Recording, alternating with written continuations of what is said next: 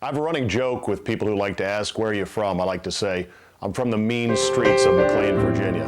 And of course, these streets are anything but mean. They are the most idyllic, perfect, wonderful place to grow up. And as I've gotten older, and now that I've got a family of my own, I kind of realize that it's not so much about where you're from, but it's really more about how you were raised.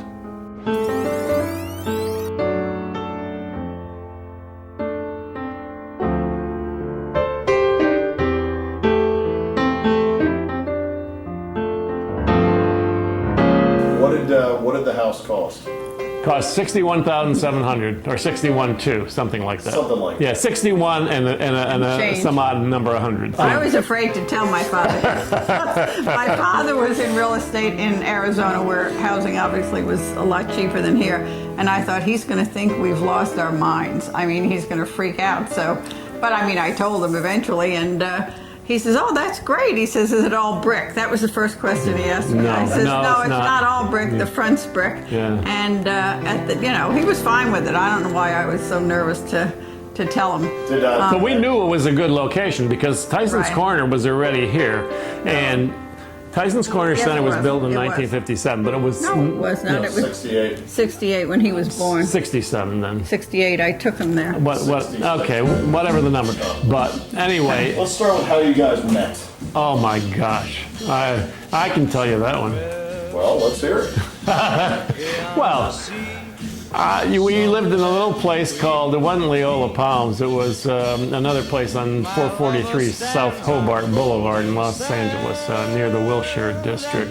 And there was the apartment complex had about 39 units to it, and it was a very tiny courtyard, very narrow, and people on one side of the courtyard could look into the windows of the other courtyard. And it got to be a very cozy place because everybody there was unmarried. It was a party joint. It was a party joint, absolutely. No, I'm going to tell you what I think happened. I think I was sitting down there at the pool. Pool was a tiny little bathtub type of a thing, but that was typical of a Los Angeles apartment complex of 39 units. Good enough to sit around and just chill out. And I do believe I was sitting there, and I think she came down with a Time magazine, and it was like, oh, this girl's, not stupid. She's got a Time magazine with her. And of course, at the time, Time was a reputable magazine. What did we know? When I met him, he didn't have hair, and a funny story about that because he went to Denver in January, I do believe, and I flew there Washington's birthday weekend, and we got engaged. And when I got back to LA, I called my mother and father and told them. And my mother had been over to LA to visit in the fall, and she said to me, "Oh, is it that nice young man who's bald?" But no, he was bald when I met him. Well, I'll tell you what, though. I had a photo taken probably at the beginning of my sophomore year at Clarkson College, and that would have been, I think, 1958. And the cameraman said, "Smile, this may be your last one with hair." And certainly it was. And it wasn't much hair. And the Mayfair was a fun place because, again, it was filled with young couples with children. The Dailies lived downstairs from us, Brian Daly, and we had you and we had Jimmy. And there was a playground and a pool, and there was a nice yard area in the back, and there was a Robert Hall store right in the back of that. It was. Remember the Kinney shoes? Yeah, it backed into Arlington Boulevard, which had the Kinney shoe store, and before Kinney, I think it might have been Robert Hall. It was a tile company. It was Robert Hall. And across the roadway was Computer Sciences Corporation, which is still there. But they weren't initially there. But what made you decide to move to McLean? Well, when we finally, eventually your children get too big, it was a 2-bedroom apartment, and we started looking at houses, and it wasn't necessarily McLean. We looked in Vienna, we looked in lots of other places. I was not excited to move because I liked where it was. It was fun and we weren't excited to incur the debt of home ownership either necessarily. He would come by every day on the way home from work, and then come into Falls Church, and it was very heavily wooded, and there were a couple of houses at the beginning of the subdivision, and then they were building this and across the street and on the corners here, but there was nothing between here and there. And he came home one night and he was beside himself calling the builder because they had taken down a skinny pine tree in the backyard and made a pole for the wires. You get way ahead. You get way ahead of yourself, because when we went to look over potential lots that were good here, we came to the back through our backyard through the briars and the brambles and the wild strawberries and the wild black raspberries and everything else. I mean, you could hardly cut your way through the kudzu or whatever it was, the sticker bushes, to get down to the Gennards and the Smiths area. It was like, wow. And we said, no, this looks like it's for us because it was a good lot. I wanted to be the black raspberry king of Northern Virginia. And I knew nothing about, because my father was always big on black cap raspberries, as he would call them, black cap raspberries as opposed to blackberries. But tomatoes, Right. Well, then, because when I found I couldn't be too successful with the black raspberries, I decided, let's go for the tomatoes. And we had sunshine enough to do tomatoes, and I was very happy to do that. I always loved when he grew tomatoes as a kid. That was like a really big thing for me. And I couldn't say why. It was just something that I thought was cool or fun or different, or I just sort of liked having the tomatoes in the house. I don't know. It's been so long since he's grown them, but he'll throw in, make sure you pick the little suckers off in the middle of the leaves, or he built these cages for me this year because these old ones I had were all rotted and gross. Christmases, what do you guys remember most about Christmas? Oh my God, every day coming down, every Christmas, you guys coming down the stairs, waiting up at the top of the stairs, and we're at the bottom of the stairs with the cameras, films, and you guys were so excited to come down and, see the presents under the tree and everything. So early on, the rule was you could not go downstairs before the coffee was made and the camera was set up, the old Super 8 movie camera early on. So I remember the first couple years, it wasn't just don't go downstairs, it was like a locked gate at the top of the stairs in case we got up early and tried to sneak down.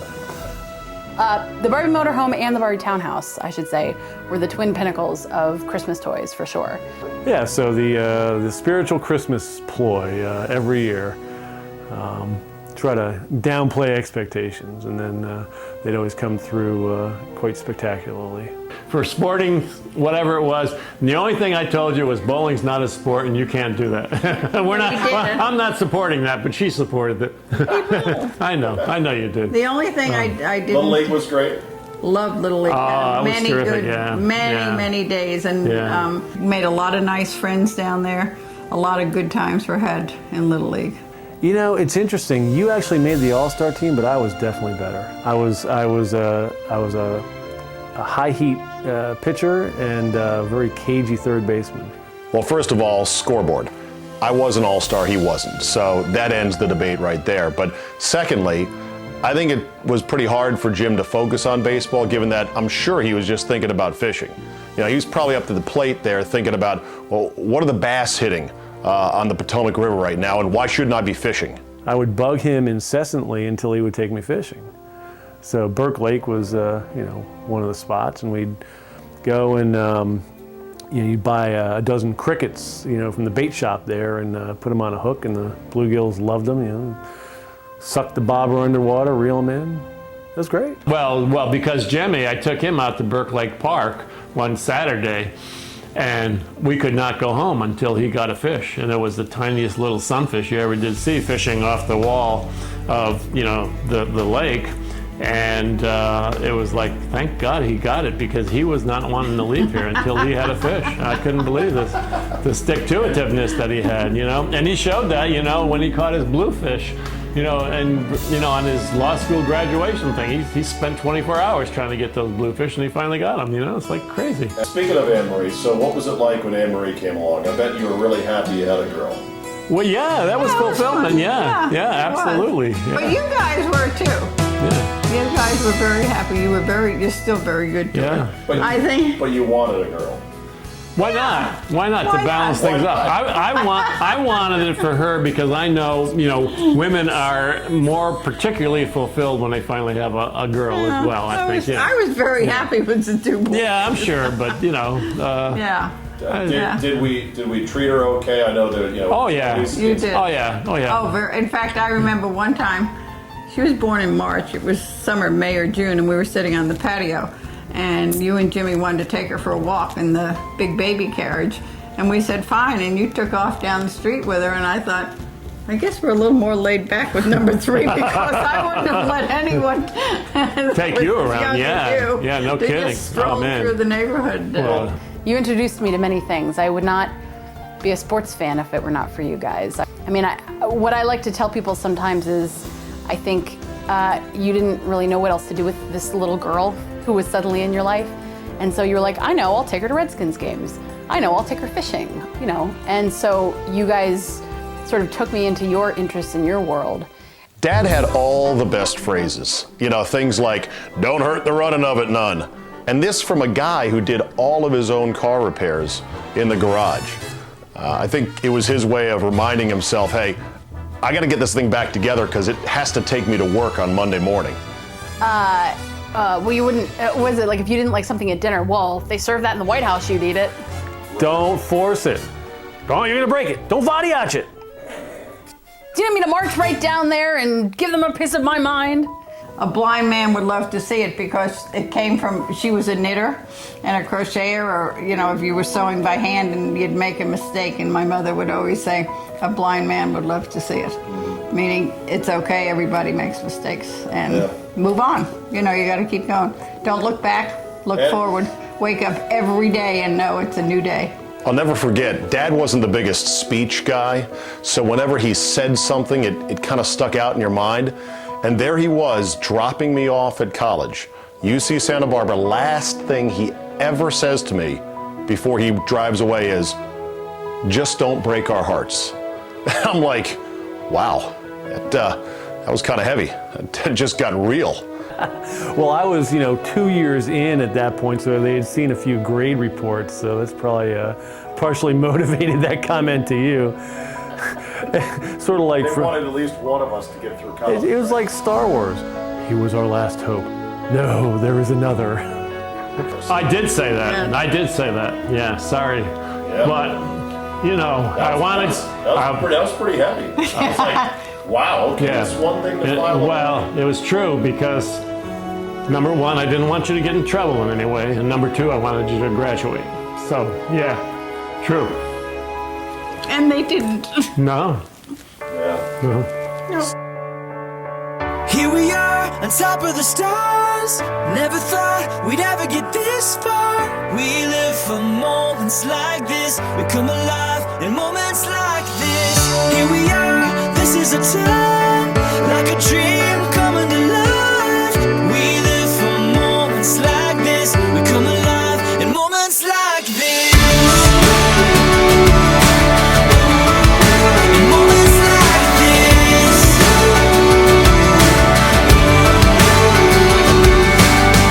I try to take a breath, thoughts racing through my head. I try to capture it, but a picture can't hold what a heart is feeling. I just wanna stop the world from spinning, slow it all down for a minute, so that I can take it in. I can take it in. Here we are, on top of the stars. Never thought we'd ever get this far. We live for moments like this. We come alive in moments like this. Here we are, this is a time, like a dream coming to life.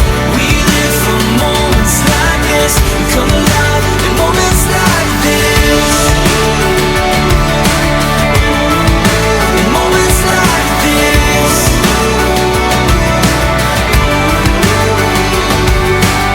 I don't wanna close my eyes, I'm feeling so alive. I try to find the words, but no words can say what my heart is feeling. I just wanna stop the world from spinning, slow it all down for a minute, so that I can take it in. I can take it in. Here we are, on top of the stars. Never thought we'd ever get this far. We live for moments like this. We come alive in moments like this. Here we are, this is a time, like a dream coming to life. We live for moments like this. We come alive in moments like this. that you've done for us, whether we liked it or not at the time, whether we understood it or not at the time. You guys really knew what you were doing. Thanks, Mom and Dad, for teaching a young boy how to dream and giving me the chance to chase down a whole lot of them. I would say thank you to them for providing such a warm, comfortable, generous, open, loving home for us. 50 years, I can't even believe it. I just hit 5. They've been married for 10 times as long as I have. Hard to believe.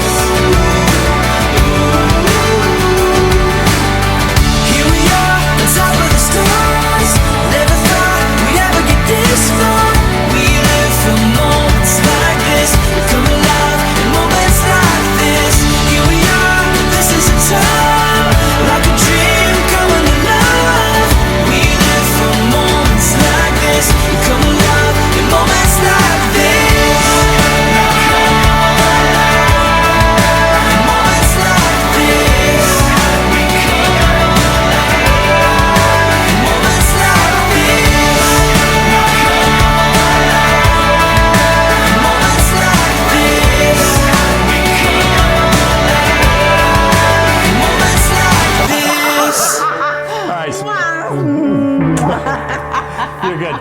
You're good, dear heart. It's been Okay. 50 great years. Yeah.